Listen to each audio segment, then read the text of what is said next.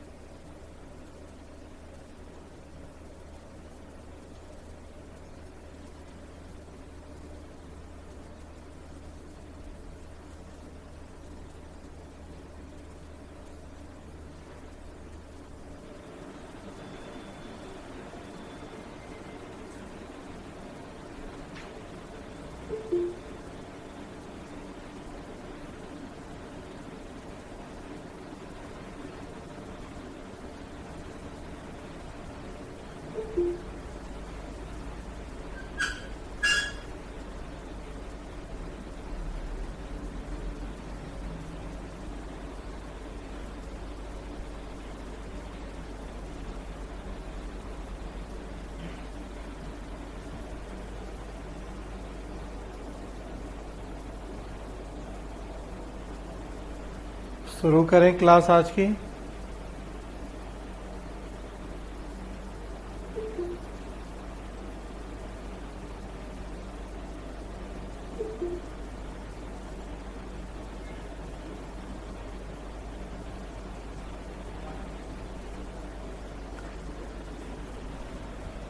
Good afternoon friends. आज का topic है लोक प्रशासन का एक विषय के रूप में विकास, evolution and development of public administration as a discipline, as a subject. थोड़ा बड़ा टॉपिक होगा, 2-3 क्लास चलेगी इस टॉपिक पे और बड़ा महत्वपूर्ण टॉपिक होगा। 1887 में 1887 में लोक प्रशासन का एक सब्जेक्ट के रूप में जन्म हुआ है और तब से लेकर आज तक लगभग 135 साल का समय हुआ है। इस 135 साल में लोक प्रशासन विषय की क्या विकास यात्रा रही है,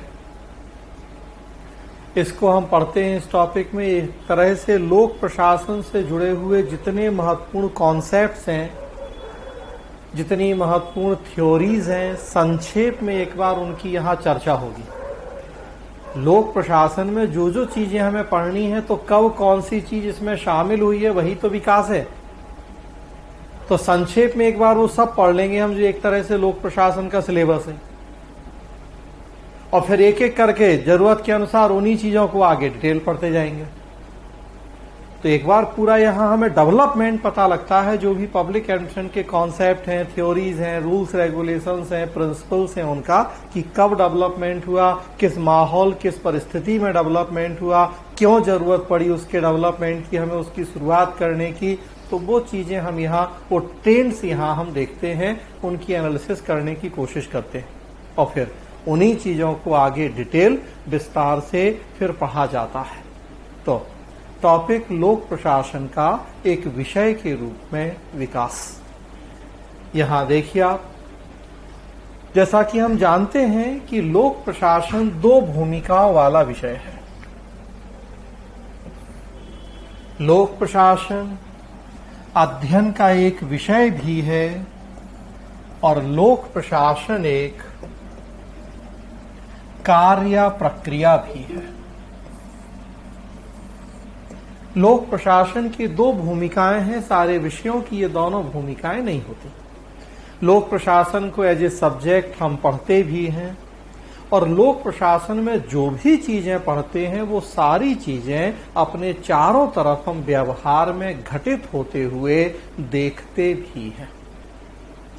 पब्लिक एडमिशन में कुछ भी ऐसा हम नहीं पढ़ रहे जिसे मुझे कहना पड़े कि मान लीजिए आप, या हाइपोथेटिकल चीजें हों, बस कल्पना कर लीजिए, ऐसा कुछ नहीं। वही पढ़ रहे हैं, वही बता रहे हैं जो हमारे अड़ोस पड़ोस में हो रहा है। अगर हम आपसे कह रहे हैं कि लोक प्रशासन में अब हमने एनजीओ को भी शामिल किया है, और ऐसा इसलिए किया है क्योंकि वो जनता के हित में काम कर रहे हैं, तब इस बात को आपको केवल हमने कहा तो इसलिए मानने की जरूरत नहीं है, बल्कि ऐसा खुद आप अपने अड़ोस पड़ोस, अपने गांव शहर में देख सकते हैं कि हाँ, हैं वास्तव में बहुत सारे एनजीओ जो अपने स्वार्थ के लिए नहीं बल्कि जनता के हित के लिए काम करते हैं। तो हम देखें, कोई कल्पना वाली बातें नहीं करते इस विषय में, इसमें वही बातें होती हैं जो प्रैक्टिकल हैं, जो व्यावहारिक हैं, जो हो रही हैं चीजें।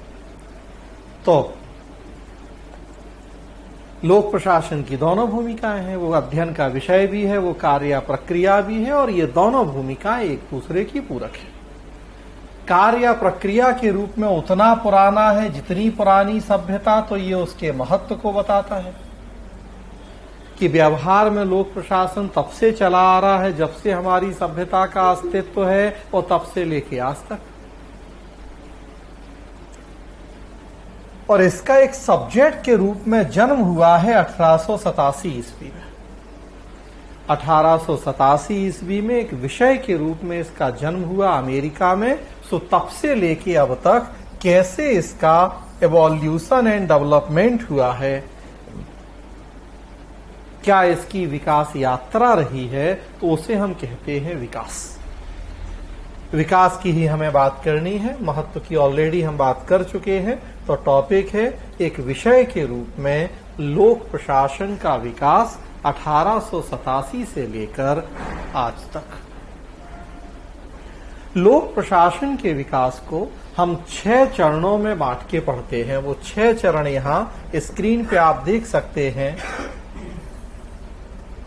6 चरणों में बांट के लोक प्रशासन का विकास पढ़ा जाता है।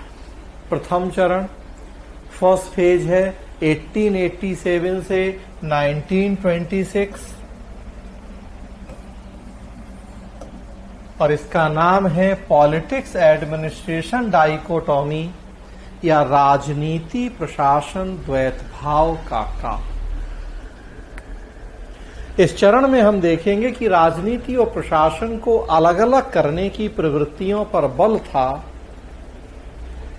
तो जिस दौर में जो ट्रेंड्स ज्यादा हावी रहे, उन्हीं ट्रेंड्स को ध्यान में रखते हुए हमने ये 6 अलग अलग स्टेज किए हैं पब्लिक एडमिनिस्ट्रेशन के विकास के। तो पहले चरण में चूंकि राजनीति और प्रशासन को अलग अलग करने पर ज्यादा जोर था, तो उस चरण का नाम रखा गया है राजनीति प्रशासन द्वैत भाव या अलगाव, politics administration dichotomy. Second phase, द्वितीय चरण था 1927 से 1937, 1927 से 37। इसका नाम रखा गया गोल्डन एरा ऑफ प्रिंसिपल्स या सिद्धांतों का स्वर्णकाल। इस चरण में लोक प्रशासन से जुड़े कई सर्वव्यापी नियमों सिद्धांतों का विकास किया कई विद्वानों ने। इस 10 साल का जो ट्रेंड था, जितने विद्वान जुड़े थे इस 10 साल में, वो प्रशासन के कुछ यूनिवर्सल प्रिंसिपल का जन्म कर रहे थे। उनका मानना था कि बिना सर्वव्यापी सिद्धांतों के प्रशासन कार्यकुशल नहीं होगा, विज्ञान नहीं बन पाएगा। तो वो ट्रेंड ज्यादा हावी था, तो हमने उसे अलग फेज कर दिया, सेकेंड फेज हो गया।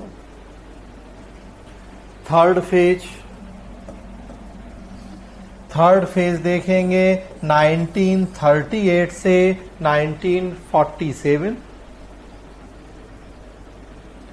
इसका नाम सिद्धांतों को चुनौती।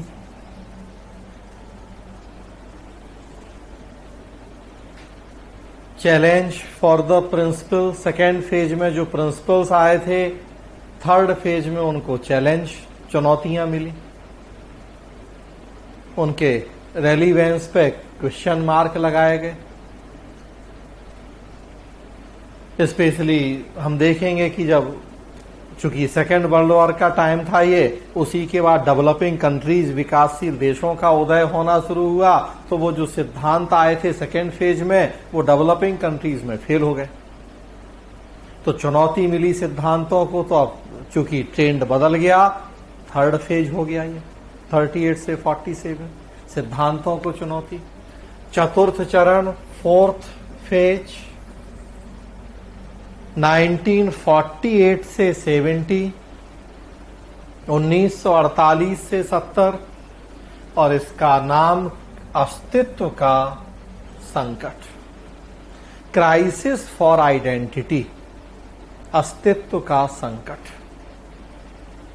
विकासशील देशों में जब लोक प्रशासन उसके सिद्धांत उपयोगी नहीं हुए, तो कई विद्वानों ने तो इसके अस्तित्व, इसकी उपयोगिता पे ही प्रश्न चिन्ह लगाने शुरू कर दिए। तो अस्तित्व का संकट आया एक उसके लिए। पांचवा चरण फिफ्थ फेज 71 से 90, 1971 से 90, और उसका नाम मूल्य उन्मुखता का काल, फेज ऑफ वैल्यू ओरिएंटेशन, मूल्य उन्मुखता का काल। इस दौर में हमने प्रशासन में फीलिंग्स, इमोशंस, वैल्यूज, इन सब चीजों पे थोड़ा ज्यादा जोर दे दिया। कहा कि एक मशीनी, एक रोबोटिक एडमिनिस्ट्रेशन जनता के कल्याण और विकास को सुनिश्चित नहीं कर सकता है। प्रशासन में भी फीलिंग्स होनी चाहिए, पूरी तरह से उसके इमोशंस को खत्म नहीं किया जा सकता। तो हमने चूंकि फीलिंग्स, इमोशंस मतलब वैल्यूज पे थोड़ा फोकस ज्यादा रखा है इस फेज में, तो इसे हमने मूल्य उन्मुखता का काल कहा। और लास्ट छठा चरण सिक्स्थ फेज 1991 से आज तक, 1991 से टिल नाउ, नाम लोक प्रशासन और LPG, public administration and LPG. Six phase में हम ये देखते हैं कि जब 80s 90s में एलपीजी की नीतियां आई वर्ल्ड वाइड, तो उनका क्या इम्पैक्ट हुआ पब्लिक एडमिनिस्ट्रेशन के नेचर, उसके स्कोप, उसके रोल के ऊपर। तो एलपीजी के प्रभाव और क्या चुनौतियां हुई लोक प्रशासन के सामने।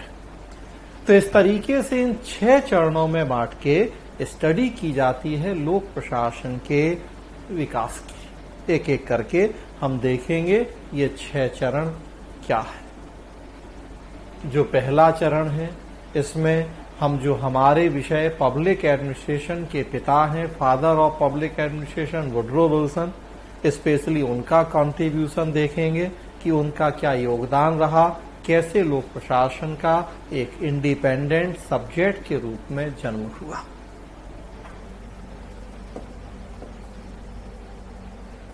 तो देखिए आप स्क्रीन पे, लोक प्रशासन के विकास का प्रथम चरण, फर्स्ट फेज, समय 1887 से 1926, 1887 टू 1926, नाम है राजनीति प्रशासन द्वैत भाव, पॉलिटिक्स एडमिनिस्ट्रेशन डाइकोटोमी। द्वैत भाव या अलगाव मतलब सेपरेशन, दोनों को अलग अलग कर देना। ये कॉन्सेप्ट था वुडरो विल्सन का। वुडरो विल्सन आप देख रहे हैं अमेरिका में प्रोफेसर थे पॉलिटिकल साइंस के।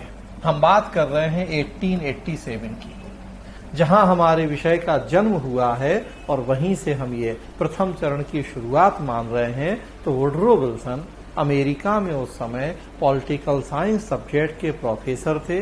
बाद में अमेरिका के राष्ट्रपति भी बने। 1913 से 1921 2 फेज होता है अमेरिका में, देखिए राष्ट्रपति का। तो 8 साल अमेरिका के राष्ट्रपति रहे। फर्स्ट वर्ल्ड वॉर इन्हीं के समय में हुआ। देखिए लगभग वही समय फर्स्ट वर्ल्ड वॉर का है, वर्साय की शांति संधि हुई थी, और देखिए लगभग वही समय वुडरो विल्सन का है जब उनका राष्ट्रपति का कार्यकाल था।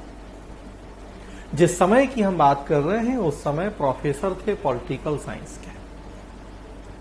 उनका एक रिसर्च पेपर पब्लिश हुआ, एक आर्टिकल पब्लिश हुआ उनका, उसका नाम था द स्टडी ऑफ एडमिनिस्ट्रेशन या प्रशासन का अध्ययन। स्टडी ऑफ एडमिनिस्ट्रेशन या प्रशासन का अध्ययन नाम से उनका एक आर्टिकल पब्लिश हुआ। पॉलिटिकल साइंस क्वार्टरली नाम के एक जर्नल पब्लिश होता है अमेरिका में, तो पॉलिटिकल साइंस नाम ही है पॉलिटिकल साइंस क्वार्टरली। तो पॉलिटिकल साइंस की में जो नए रिसर्च हो रहे हैं, नए डेवलपमेंट, रिसर्च स्कॉलर हैं, विद्वान हैं, वो अपने उसमें लिखते हैं, रिसर्च पेपर पब्लिश होते हैं उसमें।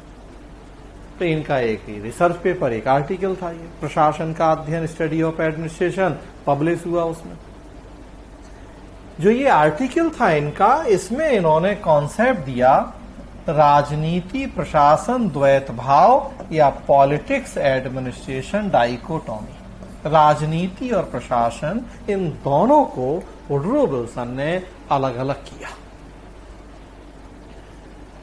विल्सन का कहना था कि राजनीति का काम होता है नीति का निर्माण करना, पॉलिसी फॉर्मेशन, जबकि प्रशासन का काम होता है उस नीति का इम्प्लीमेंटेशन या क्रियान्वयन करना। राजनीति जब निर्माण करती है तो प्राथमिकता मूल्यों को, वैल्यूज को होती है, फीलिंग्स को, इमोशंस को होती है। मूल्य का मतलब ही है व्यक्तिगत पसंद नापसंद, क्या होना चाहिए, मतलब फीलिंग्स, इमोशंस। और प्रशासन जब क्रियान्वयन करता है तो प्राथमिकता होती है तथ्यों को, फैक्ट्स। तथ्य का मतलब है वास्तविकता, क्या है, क्या हो रहा है, रियलिटी। फीलिंग्स, इमोशंस तो अलग अलग हो सकते हैं सबके, लेकिन रियलिटी तो सबके लिए एक जैसी है, रियलिटी तो नहीं बदल सकती। तो विल्सन का कहना था कि राजनीति के द्वारा जब नीति का निर्माण होता है तो प्राथमिकता मूल्यों को होती है, प्रशासन के द्वारा जब क्रियान्वयन होता है तो प्राथमिकता तथ्यों को होती है। चूंकि राजनीति का, प्रशासन का काम अलग है, कामों की नेचर भी अलग है, तो इसलिए इनकी स्टडी भी दो अलग अलग सब्जेक्ट के द्वारा होनी चाहिए। राजनीति और नीति के निर्माण का अध्ययन किया जाए राजनीति विज्ञान, पॉलिटिकल साइंस के द्वारा, और प्रशासन या नीतियों के क्रियान्वयन का अध्ययन किया जाए लोक प्रशासन के द्वारा। चूंकि काम अलग है राजनीति और प्रशासन के, चूंकि कामों की प्रकृति अलग है राजनीति और प्रशासन की, तो इसलिए इनका अध्ययन भी अलग अलग हो। अब तक पब्लिक एडमिनिस्ट्रेशन पॉलिटिकल साइंस का ही एक पार्ट हुआ करता था। हमारे देश में तो आज तक देखिए आप, ज्यादातर यूनिवर्सिटी और कॉलेजेस में अभी भी पॉलिटिकल साइंस का ही पार्ट है पब्लिक एडमिनिस्ट्रेशन। ग्रेजुएशन करें आप, बीए करें, उसमें पॉलिटिकल साइंस अगर रखेंगे तो graduation final year, BA third year में पॉलिटिकल साइंस में ही एक पेपर पढ़ना होता है पब्लिक एडमिनिस्ट्रेशन। गिनी चुनी यूनिवर्सिटी है जहां पबेट के अलग डिपार्टमेंट हैं, अलग एक स्ट्रीम उसकी अलग सब्जेक्ट के रूप में स्टडी हो रही है। पीजी तो हो रहा है MPa, master in public administration, IGNOU, या हमारी यूनिवर्सिटी है doctor Hari Singh Gauri university, central university, जहां सबसे ज्यादा काम हुआ पब्लिक एडमिनिस्ट्रेशन पे।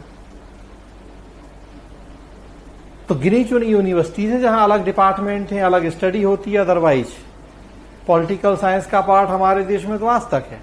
जिस समय की अभी हम बात कर रहे हैं 1887, तब अमेरिका में भी ये पॉलिटिकल साइंस का ही पार्ट हुआ करता था। वुडरो विल्सन खुद पॉलिटिकल साइंस के प्रोफेसर थे और उनका कहना था कि पब्लिक एडमिनिस्ट्रेशन को पॉलिटिकल साइंस से अलग करके एक सेपरेट, एक इंडिपेंडेंट सब्जेक्ट बनाइए, और उसके पीछे उनके आर्ग्यूमेंट हैं कि इनके काम भी अलग हैं और कामों की प्रकृति भी अलग है, तो बेहतर है कि ये दो सब्जेक्ट भी अलग अलग हो। विल्सन की ये बात और दूसरे विद्वान हैं उन्हें भी पसंद आई कि हाँ, बात तो सही कह रहा है। उन्होंने विल्सन के इस विचार को मान्यता दे दी। और यहीं से हमने लोक प्रशासन का एक स्वतंत्र विषय के रूप में जन्म माना और रो विल्सन को लोक प्रशासन के पिता, फादर ऑफ पब्लिक एडमिनिस्ट्रेशन की संज्ञा दे दी। जो हम ये बात कर रहे हैं मूल्य और तथ्य, थोड़ा सा और जाने कि ये क्या है।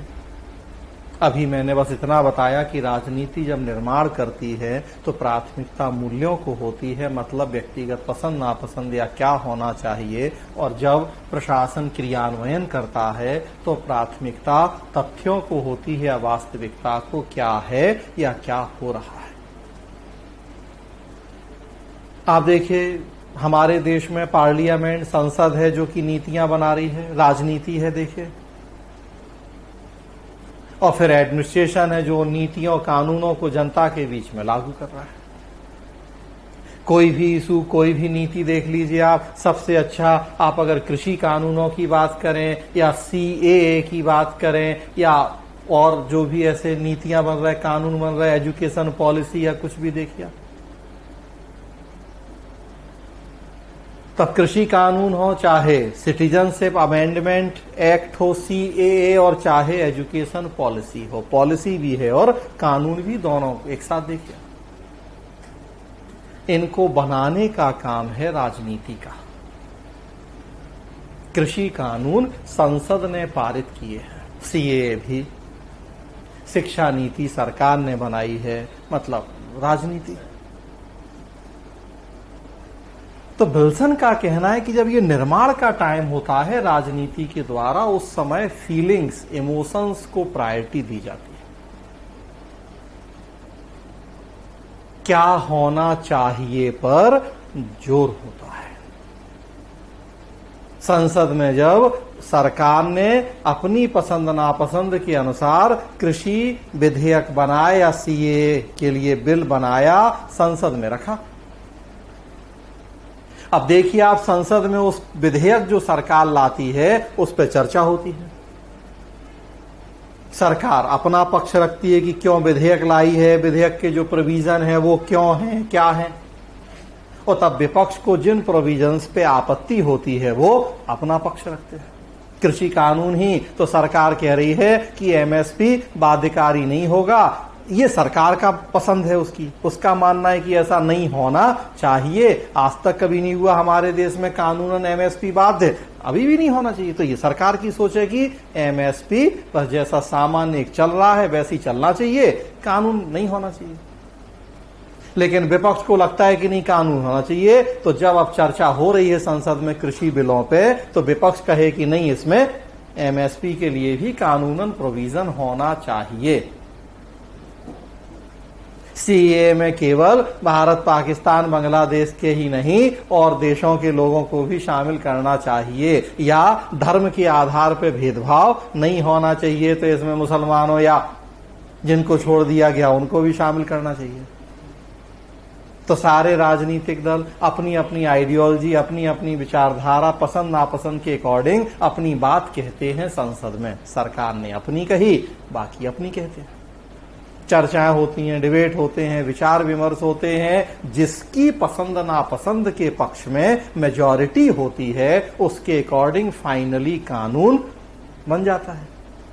भाई सरकार का बहुमत है लोकसभा में, राज्यसभा में भी, तो सरकार ने जैसा चाहा वैसा कानून बन गया, चाहे वो सीए हो, चाहे वो कृषि सुधार। अब एक बार कानून बन गया, नीति बन गई, जनता के बीच में उसको लागू करने की जिम्मेदारी है प्रशासन की। प्रशासन में जो लोग बैठे हैं उनको भी भगवान ने विवेक दिया है, दिल दिया है, दिमाग दिया है, उनको भी सोचने समझने की क्षमता दी है। उनके भी अपने इमोशंस हैं, फीलिंग्स हैं। प्रशासन में बैठे भी बहुत सारे लोगों को लगता होगा कि नहीं, एमएसपी कानूनन बाध्यकारी होना चाहिए, और बहुत सारे लोगों को लगता होगा कि नहीं, जो सरकार ने किया वही ठीक है, कानून की जरूरत नहीं है एमएसपी के लिए। तो जैसा राजनीतिक दलों की पसंद नापसंद थी, राजनीतिक दलों के जो प्रतिनिधि हैं उनकी पसंद नापसंद थी, तो प्रशासन में बैठे लोग भी तो इंसान हैं, उनकी भी तो अपनी सोच, फीलिंग्स, इमोशंस हैं। उनकी भी पसंद नापसंद है, लेकिन विल्सन कहते हैं कि नेताओं का पूरा मौका है अपनी पसंद नापसंद बताने का, क्योंकि तब निर्माण का काम है वो। अब तो बन चुका है जो बनना था, अब उसके क्रियान्वयन की बारी है। तो भले प्रशासन के इमोशंस फीलिंग्स होंगे, लेकिन हम उनसे अपेक्षा करते हैं कि वो अपने इमोशंस अपने फीलिंग्स को मार दें और केवल तथ्यों के आधार पर अपने कार्यों को संपन्न करें। जो रियलिटी है बस वो स्वीकारें और उसके आधार पर काम करें। प्रशासक कभी भी अपने काम के दौरान अपने फीलिंग्स को इमोशंस को आड़े नहीं आने दें। हैं उनकी भी फीलिंग्स, लेकिन वो उनसे दूर रहेंगे, वो उनको अलग रखते हुए अपने कार्य करेंगे। उनका काम क्रियान्वयन का होगा। तो अगर संसद ने कृषि सुधार कानून बना दिए तो अब लोक सेवकों की जिम्मेदारी है कि पूरे मन से, पूरे कमिटमेंट और डेडिकेशन से उन कानूनों को लागू करें। भले भले जो लोक सेवक हैं वो उन कानूनों के समर्थक हों या विरोधी, लेकिन वो लोक सेवक हैं, वो प्रशासक हैं।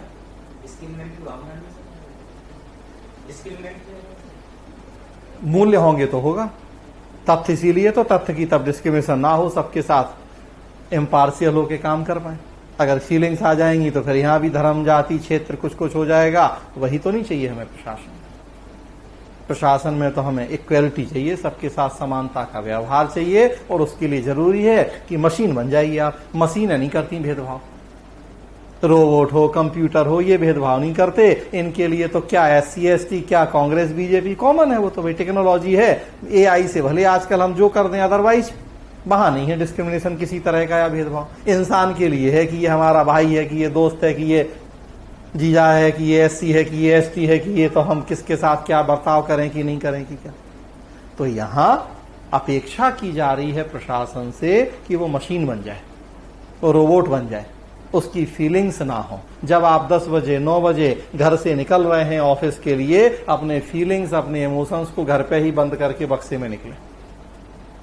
ऑफिस जाएं तो बस जो सरकार ने आपको नीतियां नियम कानून बना के दिए हैं, चुपचाप पूरे मन पूरे डेडिकेशन से उनको लागू करें। भले आप उन नीतियों कानूनों के समर्थक हों और या नहीं हो। तो राजनीति में मूल्य होते हैं, जबकि प्रशासन को तथ्यों के आधार पर अपने कार्यों को संपन्न करना होता है। इसी बात को एक शब्द में कहा जाए तो हम कहते हैं निर्वैयक्तिकता, इम्पर्सनैलिटी।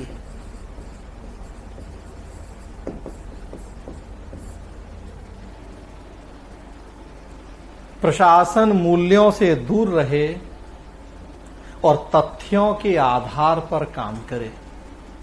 तो इस बात के लिए एक शब्द है निर्वैयक्तिकता, इम्पर्सनैलिटी। उस शब्द में वो पूरा अर्थ छुपा है। निर मतलब दूर और पर्सनैलिटी वैयक्तिक मतलब व्यक्तिगत भावनाओं से। इम्पर्सनैलिटी मतलब पर्सनल फीलिंग्स इमोशंस से दूर रहते हुए अपने कार्यों को संपन्न करना।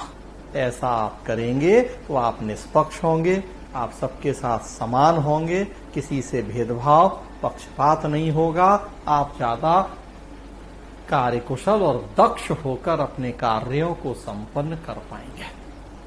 डेमोक्रेटिक कंट्री में ज्यादा जरूरत होती है इस तरह की चीजों की। आज मान लीजिए आपने बीजेपी को सपोर्ट कर दिया, कांग्रेस को विरोध कर दिया, कल अगर कांग्रेस की सरकार बन गई तो फिर, और हम लोगों के देश में तो हो भी रहा है। देखिए बंगाल हो तो खुलेआम वहां के जो IAS IPS अधिकारी हैं वहां की सरकार को सपोर्ट कर रहे।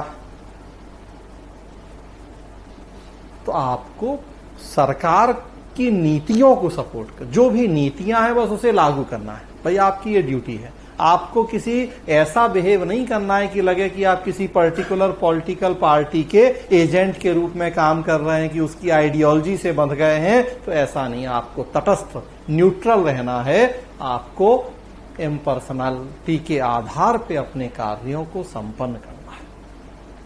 सरकारें आएंगी जाएंगी बदलेंगी, पॉलिटिकल पार्टीज बदलेंगी, पॉलिसीज बदलेंगी। अगर किसी एक से आप अपने आप को जोड़ लोगे, आप ही को दिक्कत होगी जब वो सरकार बदल जाएगी, जब पॉलिटिकल पार्टी बदल जाएगी तो। और जनता को भी दिक्कत होनी है। भाई राजनीतिक दल तो करते ही हैं, धर्म जाति क्षेत्र, अगर आप भी वैसे ही करने लगो तो फिर जनता कहां जाएगी। तो कम से कम प्रशासक जो कि योग्यता के आधार पर नियुक्त है, देखिए आप आईएएस आईपीएस बनेंगे, आप स्टेट सर्विस में सिलेक्ट होंगे तो इसलिए सिलेक्ट होंगे कि आप योग्य हैं, इसलिए सिलेक्ट नहीं होंगे कि आप हिंदू हैं कि मुसलमान हैं कि ब्राह्मण हैं कि क्षत्रिय हैं। चलो रिजर्वेशन एक अलग मुद्दा है, अदरवाइज बस इसलिए सिलेक्ट होंगे कि योग्य हैं। आईएएस बनेंगे आईपीएस तो इसलिए कि योग्य हैं, इसलिए नहीं कि आप बिहारी हैं कि राजस्थानी हैं कि बंगाली हैं कि मध्य प्रदेश के। अगर योग्य हैं तो एकमात्र पैमाना योग्यता है। तो जब आप धर्म जाति क्षेत्र के आधार पर नहीं चुने जा रहे तो हम फिर आपसे जीवन भर यही अपेक्षा करेंगे कि आप भी उस तरह की धर्म जाति क्षेत्र जैसी संकीर्ण मानसिकताओं, वैल्यूज, फीलिंग से दूर रहते हुए अपने कार्यों को संपन्न करें ताकि सबके साथ आपका व्यवहार समानता वाला हो। तो विल्सन का कहना था कि राजनीति और प्रशासन के काम भी टोटली डिफरेंट हैं, उनका नेचर भी बिल्कुल अलग अलग है। तो इसलिए बेहतर है कि हम ये दो अलग अलग सब्जेक्ट बना दें, इनकी स्टडी भी अलग अलग की जाए। विल्सन ने कहा कि प्रशासनिक प्रश्न राजनीतिक प्रश्न नहीं हुआ करते। जो एडमिनिस्ट्रेटिव चैलेंज हैं, चुनौतियां, प्रश्न हैं वो अलग हैं, जो पॉलिटिकल क्वेश्चंस हैं वो डिफरेंट हैं। देखिए तो ये काम अलग, नेचर अलग, तो इनको मिक्स नहीं कीजिए, अलग अलग कीजिए। यहीं से लोक प्रशासन का एक स्वतंत्र विषय के रूप में जन्म हुआ। आगे बढ़ाएं, विल्सन को ही थोड़ा सा और चलें आगे। विल्सन ने अपने उस आर्टिकल में एक प्रश्न उठाया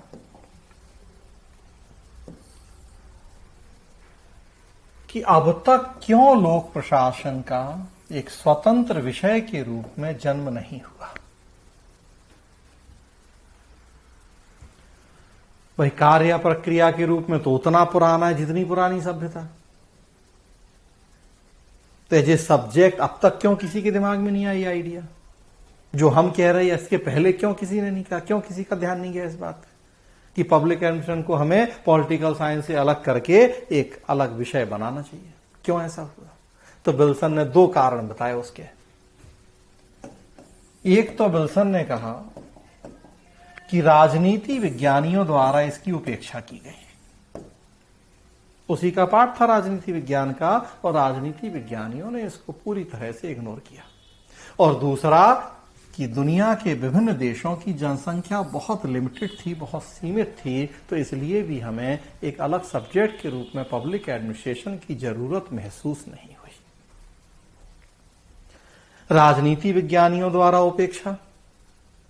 आप देखिए, जब हम कोई बड़ा विषय पढ़ते हैं, सिलेबस बहुत बड़ा होता है, तो अक्सर हम हर आदमी के साथ क्या होता है कि कुछ चीजें जो हमें इंटरेस्टिंग लगती हैं वो हम ज्यादा पढ़ते हैं, बार बार पढ़ते हैं, और कुछ चीजें जो समझ में नहीं आ रही, थोड़ा टफ लग रही, थोड़ा टेक्निकल, तो उन्हें हम छोड़ देते हैं। हर आदमी के साथ लगभग ऐसा है। जीएस में आप देखें तो history, geography, polity science, economy पढ़ना है तो अगर हमें पॉलिटी अच्छा लग रहा है तो बार बार वही पढ़ेंगे, घूम फिर के फिर वो किताब खोल लेंगे, फिर कुछ उसी के क्वेश्चन प्रैक्टिस। साइंस समझ में नहीं आ रहा तो टालेंगे, इग्नोर करेंगे।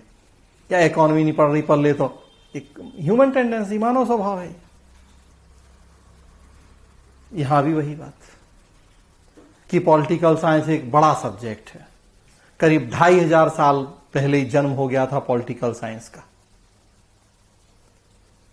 तो बड़ा सब्जेक्ट है, बहुत व्यापक दायरे हैं उसके। तो राजनीति विज्ञानियों की अपनी पसंद की जो चीजें थी, शासन